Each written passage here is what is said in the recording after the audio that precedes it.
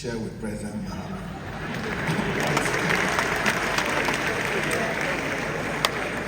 Unlike the previous government, where your recommendations were dismissed in limine, this time it will be tolerated and accommodated to help the President reset and succeed in an effort in fighting galamsey to protect our water bodies and improve the quality of the air that we breathe. President of NAT, Reverend, thanks for those warm words, General Secretary Musa. You know, my task this morning is a simple one. Once you've heard the keynote from the Minister's technical advisor, he would have advised me to speak on those matters. So he makes my work very easy. To come and introduce our special guest of honor and how lucky you are today. I'm sure President Excellency John Dramani Mahama is beginning his new year in earnest, joining you today at this NAT conference to discuss Education and Development, the GES 50 reflecting, reviewing, revising, and growing the profession. If I had my way, I would have reviewed the team and borrowed President Mahama's reset after reflecting and reviewing, then reset and growing the profession. But since I do not have your permission to do that, let me assure you that Excellency John Dramani Mahama will reset pensions with the revision of Act 766 to respond to some of the institutional and administrative challenges confronting its implementation and to improve, if he can, what will become the lump sum in order to guarantee post-retirement security. And you know, now, President, when you started your Choboi, one of the unique features of President John Dramani Mahama is his incredible mental acuity. The President turned and said, Harun, now he's in a Choboi he's now in the Choboi labor mood. So the President recognizes when you want to send strong messages, when you use the words, we demand. The President knows you very well, we demand. It's a privilege to introduce to you the President of the Republic, President John Mahama, to address NAT's 50th Congress. I thank you all.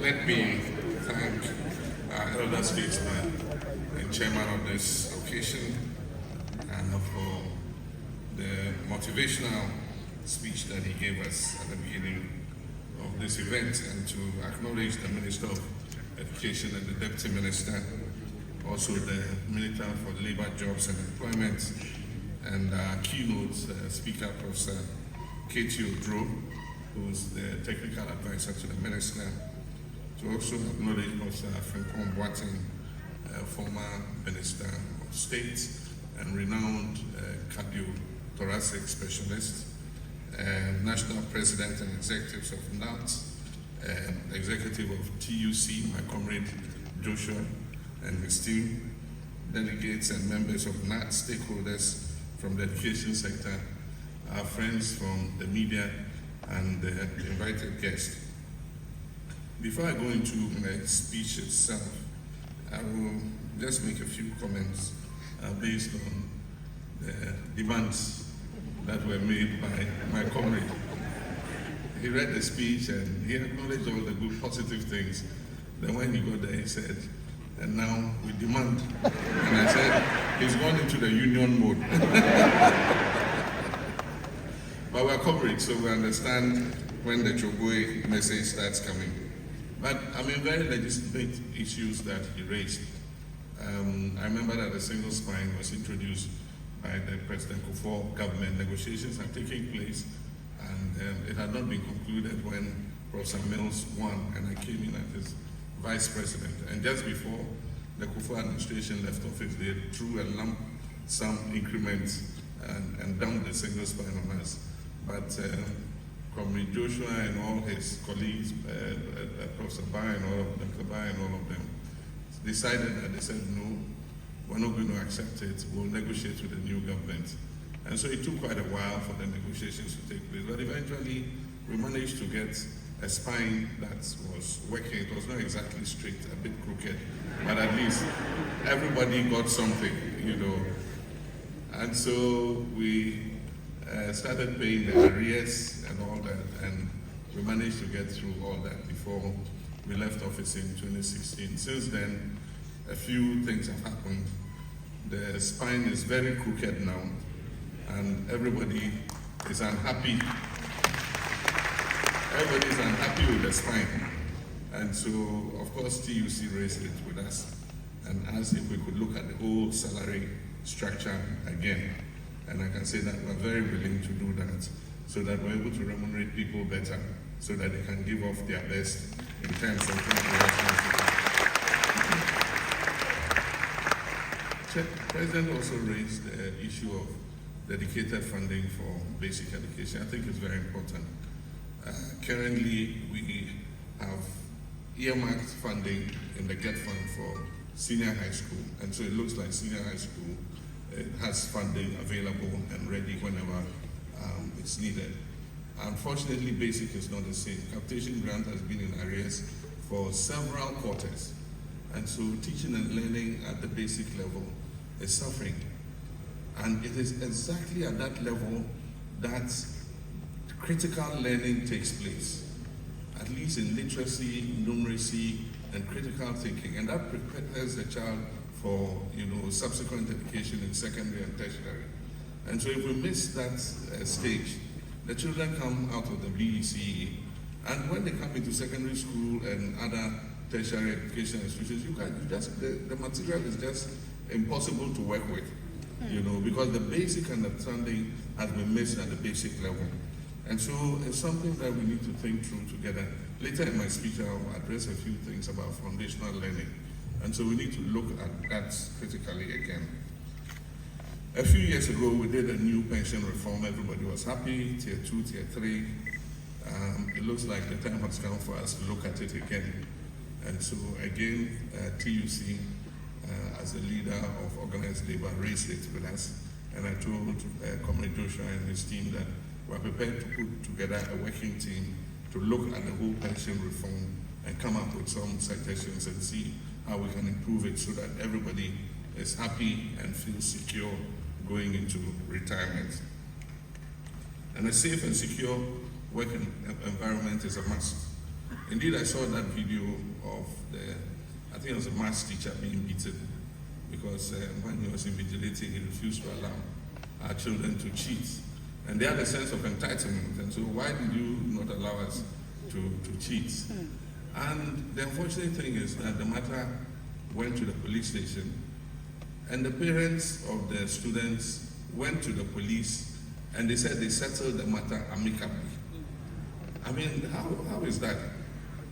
This is assault, it's criminal, But when we inquired, the police also said, I think the teacher was compensated, so he didn't want to press charges anymore. But I said, at least the children should have been booked, they should have been taken through the legal process, and at least, if nothing at all, they should have been bonded to be of good behavior for a period of time. And then we believe that justice has been done. But just for parents to come and, pay a little compensation, it will encourage others to do the same. And so, as for assaults on teachers, I am with you 100%. We will deal with it. And so, it's a singular honor for me to address this distinguished gathering at the 54th National Delegate Conference of the Ghana National Association of Teachers, convened under the timely and forward-looking theme, Education and Development, the GES at 50, reflecting, reviewing, revising, and growing the profession and the unions. This theme is both historic and strategic because it invites us to reflect on 5 decades of service by the Ghana Education Service, while challenging us to review what has worked and revise what must change, and boldly grow the teaching profession and organize labor to respond to the demands of a rapidly evolving world. Education has always been the most reliable engine of national development. Every political, social, and economic milestone Ghana has achieved carries the fingerprints of teachers. Behind every doctor, every engineer, every entrepreneur, public servant, president, like myself, stands a teacher who believed, guided, corrected, and inspired us to be who we are. Indeed, a good student is the function of a good teacher. And that is why this government places teacher welfare, professionalism, and dignity at the center of our national education strategy. This commitment is not rhetorical, it is deliberate, and will budget for it. In the 2025 budget, the government paid millions of cedis in teacher training allowances. We restored promotion eligibility up to the rank of director and placed over 30,000 diploma teachers who upgraded to degree status onto the appropriate salary scale. In addition, we're developing the modalities for implementing the 20% base pay incentive for teachers who work in deprived and hard-to-reach areas.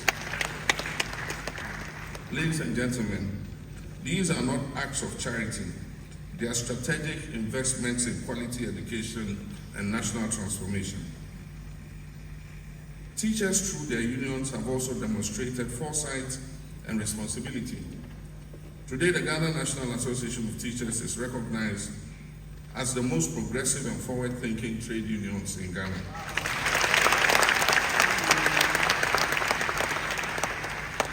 Beyond advocacy for teachers' rights and teacher welfare, NAT has built strong economic institutions that secure the future of its members. The Teachers Fund is widely recognized as one of the best managed workers' funds in the country. It is grounded in transparency, prudence, and long-term value creation for its members. And once again, on your behalf, we extend our appreciation to Uncle Kwame Pianim for being the father of the Teachers Fund. Through the Teachers Fund's properties and Teachers Fund financial services, NAT has demonstrated that organized labor can combine solidarity with enterprise. Most notably, NAT's strategic investment in Aviance Ghana, a major ground handling service provider at our international airport, shows that unions can be active players in strategic sectors of the national economy. This is a powerful example of how unionism, enterprise, and national development can reinforce one another. I need not mention the several hostels NAT has built, including your imposing national headquarters with one of the few multi-story car parks in Accra City. There are further opportunities that NAT has taken advantage of, which is the Ghana-Sweden Medical Center that was mentioned here. And I see opportunities for us to create a partnership under the Ghana Medical Trust Fund. The Ghana Medical Trust Fund is going to diagnose and treat non-communicable diseases. And so the Ghana-Sweden Cancer Center is going to be a partner to the Ghana Medical Trust Fund in treating non-communicable diseases, cancers and others. We also are looking to partner with the Ghana National Association of Teachers in the area of housing. And I remember the last time I met with the president, Uncle Kwame Pianim, and the team from NAT. I promised you that in the budget, we're going to make available a lump sum and coordinate with NAT, and I think you are accompanied by Republic Bank to start a housing scheme for teachers. And so this year, the Minister of Finance has put 500 million cedis in the budget. That money is going to be paid into a housing fund, a revolving fund. Not to put some money in, Republic Bank will put some money in, and teachers would apply, and the houses will be built in the area that you want the house to be built.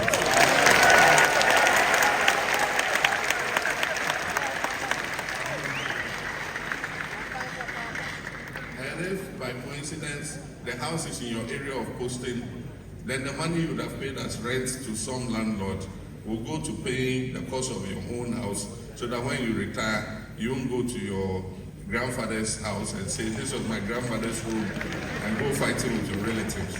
And so we're going to work out the modalities of the housing fund. This year we're putting 500. Next year we're going to put 1 billion cedis in that housing fund. Ladies and gentlemen, it is appropriate for government to deepen its partnership with NADFEDA, and I'm pleased to inform you that government is actively exploring arrangements to make suitable lands available to assist the housing project that I just talked about. We're going to ask all the districts to provide land so that we can implement this housing project. This collaboration is aimed at improving the teachers' living standards, strengthening teacher retention, particularly in rural areas, and ensuring that those who educate the nation live with dignity and security. Distinguished delegates, we must admit that our educational system faces a severe crisis. Basic level education has been neglected over the past few years. A lack of teaching and learning materials, including basic textbooks, non-payment of capitation grants, poor teacher retraining and quality, inadequate school infrastructure have resulted in a situation where students graduate from the basic level with weak skills in numeracy, literacy, and critical thinking. We must therefore strengthen foundational learning in our basic schools to achieve better outcomes in later years of study at the secondary and tertiary levels. The National Education Consultative Forum held in Bo in February last year discussed many of these challenges and set them out in its final report. Government intends to implement the recommendations outlined in the report over the next 3 years. While the free senior high school policy has expanded access, we must be honest, access without quality is incomplete progress.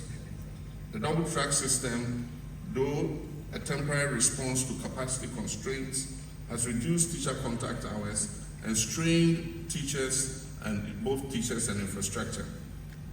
We're therefore taking decisive action. The 2026 budget marks a clear turning point. The government is committing substantial resources to upgrading 30 Category C SHS schools to Category B schools. We're also expanding facilities in Category B and Category A schools in order that they have adequate space for more children. We're also completing 30 abandoned E-blocks all over the country to increase capacity in secondary schools, including building new community day schools, E-blocks, in high-density population areas so that students can live at home and easily get to school. These will be high-quality schools, but the students, because they are in the urban population, do not need to go and stay on campus. They can commute to school every day and they'll still get their one hot meal in the afternoon. We're also constructing 200 kindergartens, 200 primary schools, and 200 junior high schools in all districts of the country.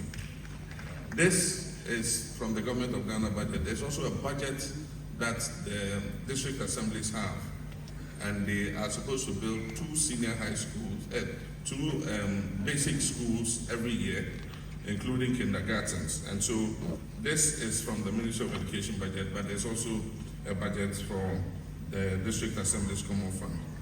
And then under the Teacher Dabre, we are building 400 4-unit teacher bungalows nationwide. This is a start. And these are going to be built especially in the rural areas, so that teachers who are posted in the rural areas at least can find a place to lay their heads. This is just a beginning. We're going to increase the numbers over the next few years so that every teacher can get a place to stay and give off their best in their schools. In addition, millions of curriculum-based textbooks are going to be distributed, and schools and educational directorates will receive buses, pickup trucks, and administrative vehicles. Indeed, the procurement of the vehicles is beginning. There are 200 buses for secondary schools and other schools, and then pickups for headmasters and the administrations to be able to carry out their duties. This will strengthen teaching supervision and accountability. In addition, we're procuring 2 million steel dual desks. We want to permanently end the pitiful sight of children sitting on stones or lying on their stomachs to read or write, especially in rural schools. And we estimate that about 2 million steel dual desks will make sure that every Ghanaian child in every school will have a desk to be able to sit on in dignity and write or read. In 2025 alone, the Free SHS program received 3.5 billion Ghana cedis under the GET Fund. This has been the highest allocation since its inception, and this has strengthened logistics, feeding, and learning conditions in our secondary schools. I'm pleased to announce that about 100 double-track schools have already reverted to single-track. And the government remains firmly committed to abolishing the double-track system entirely through a focused 2-year intervention, which we call the Ghana Secondary Learning Improvement Project, GSLIP. This project will improve access and quality and restore full-time schooling for all students. And so this year and next year are the implementation years. And by the time we finish implementation, there will be no secondary school implementing double track in this country. We've all been shocked by the poor outcome of the last WASSCE. There has been a culture of silence surrounding the widespread cheating in our exam halls across the country. Heads of schools who are required to provide a performance bond to achieve a 100% pass rate have either looked on or turned a blind eye to examination malpractices. All this has been done to embellish the performance of certain batches of SHS graduates to make some people look good. Well, the chickens have come home to roost. This shows that choosing expediency over effectiveness can only be a temporary veneer and will eventually be exposed. Cheating in exams is corruption, and it is sad to encourage our children to be corrupt at such an early stage in their lives. Ethical integrity is key to their future. We will not give up strict invigilation, and therefore we must implement the reforms that equip our students to be able to enter the exam hall with confidence and pass their exams through diligent study and schoolwork rather than by cheating. And I pledge that we will work with you, the teachers' associations, to make sure that we're able to achieve these reforms.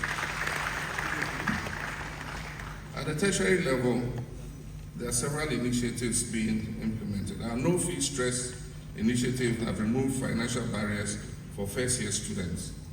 Of the 178,745 who were enrolled this year, 152,698 were successfully validated and reimbursed by the Student Loan Trust Fund. Parliament has also passed the Scholarship Authority Bill, and this reform will end cronyism and political interference in the award of scholarships. It will promote transparency and fairness, and it will align scholarships with Ghana's national skills and development priorities. Distinguished ladies and gentlemen, as I conclude, We've emerged from a period of severe economic crisis. Our economy has severely been buffeted by a debt crisis and macroeconomic instability, which is characterized by high inflation and a weakening currency. While prudent management of the economy has yielded positive results, there's still much work to do. We've increased educational spending in 2026 by 10% over the 2025 levels. And yet still this amounts to 3.1% of GDP. And this falls short of the minimum 4% recommended by UNESCO. We'll continue to increase education spending over the next 3 years to meet the UNESCO targets. However, every cedi allocated to education must be spent efficiently in order that we realize the full value of our investment. And one of the ways we want to increase educational funding is the Constitution says that the District Assembly's Common Fund should be between 5% and 8% of gross national revenues. During the last government, they reduced it from 7.5% at the end of 2016 to 5%. And so it's our intention to increase it by 1% every year over the next 3 years so that we can build it back to the 7.5 or 8%. Now I want to allocate that extra 3% that goes to the district assemblies to the education and health sectors. And once we do that, we'll be able to hit the UNESCO target of 4% dedicated funding for the education sector. We've emerged from a dark period of oppression in our educational sector. Many school heads were sacked or transferred for speaking up when things were not going well. And yet the best way to grow our education sector is through transparency, freedom of speech, and even criticism where necessary. As president, I can assure you that I'll protect your right to speak up and to point out when things are not going well.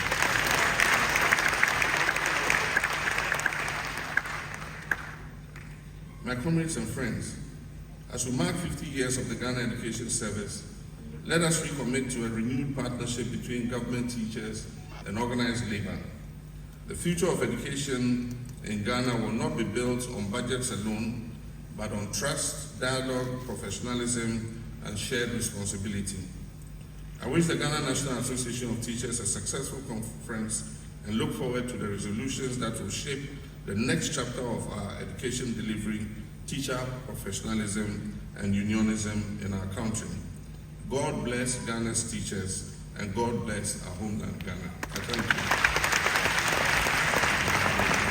Round of applause for our President, for the President of the Republic of Ghana. So, President, we are grateful for the wonderful meeting.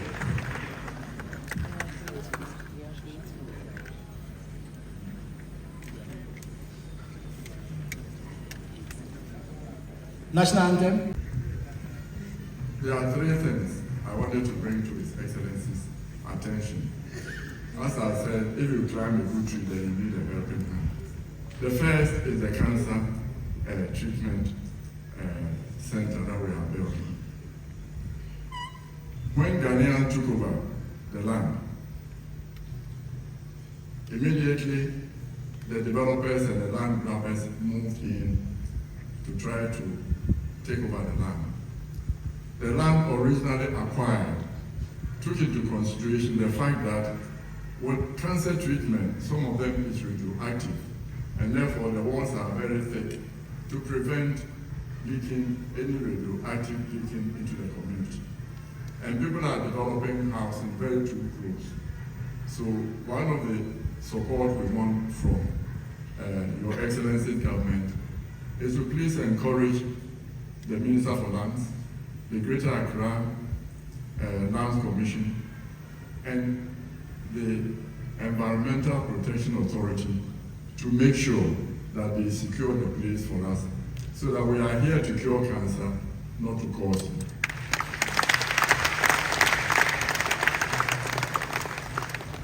The second point we wanted to bring to you, and it's already been highlighted, the keynote speaker, and the Honorable Minister, and you yourself have said that it relates to your resetting agenda.